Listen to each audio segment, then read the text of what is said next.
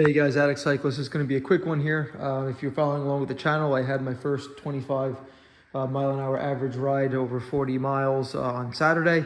And I did a 56 mile endurance ride on Sunday with 21 mile per hour average. Still don't have a power meter. It should be here this week, so I can't really, again, speak to the data. But to keep things really short and sweet here, you know, the bike definitely tests basically exactly how everybody's perceived feel is. It's just a really good all-around bike. You know, it's very comfortable, which is probably the most thing I've noticed comparing it to other bikes. Not that my other bikes were uncomfortable. This one just really soaks up the road buzz, and you know, for as stiff as it is and as light as it is, it's definitely a noticeable characteristic. And secondly, you know, yes, it might not be the most aero bike on the market, but how it's packaged with, you know, 40 centimeter bars in terms of the width, you know, the wheels, the lightness of it, it definitely punches above its weight class. So, you know, there's no downfall for owning a bike that's not a full-on aero bike, especially when you're dealing with a bike that's under 16 pounds, 15.8 to be exact, as you see it here, obviously without the Garmin lights and very back. But all in all, I'm very impressed with the bike. You know, I'm really happy I made this decision. I think it's a good alternative to my Factor. Not that it's any better than my Factor. It's just, again, different, a different vibe, just a little bit different feel. The Factor obviously uses the Tarmac Textreme carbon fiber, which is, you know, probably the highest tier of carbon fiber that you can build the bike out of. And it's noticeably stiffer. But again, only when you're out of the saddle doing like a really hard sprint. You know, when you're seated on this SL8 doing a hard effort, pushing those pedals, the bike is just so light that it feels like it's jumping underneath you as you're applying every pedal stroke. So I really enjoy that lightness, that snappiness, and, you know, it being what, 0.7 pounds, almost 3/4 of a pound lighter than my Ostro, like that I can also feel when I'm applying power in a seated fashion. Again, when I stand up, there's no shortfall here.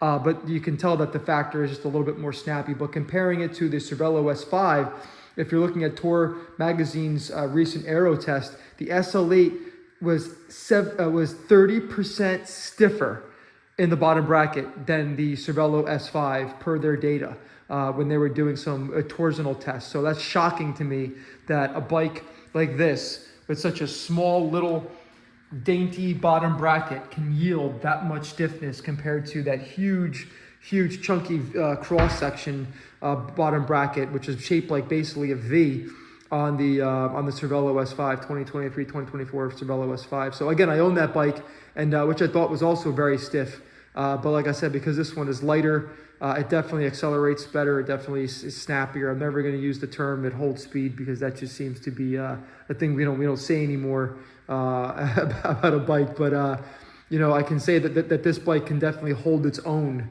in a fast group ride. So there's definitely no shortfall there. And I think that where this gains any shortcomings is the lightness and the agileness and the handling.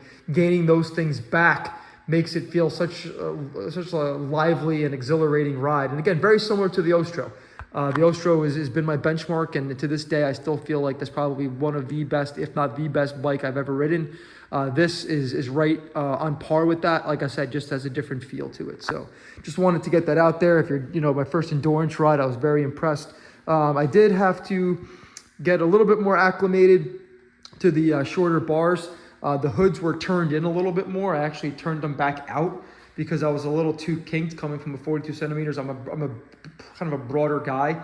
So I was a little too narrow. So I brought the hoods a little bit more out. They're still kinked in a little bit. You can't really tell here on camera, but I did straighten those out, and I did feel like I got a little bit more room in my traps and my rhomboids, because I was a little kinked over that ride. But again, that's just me acclimating and adjusting to a 40 centimeter bar coming from a 42. So yeah, basically this is it in a nutshell. It's an awesome ride.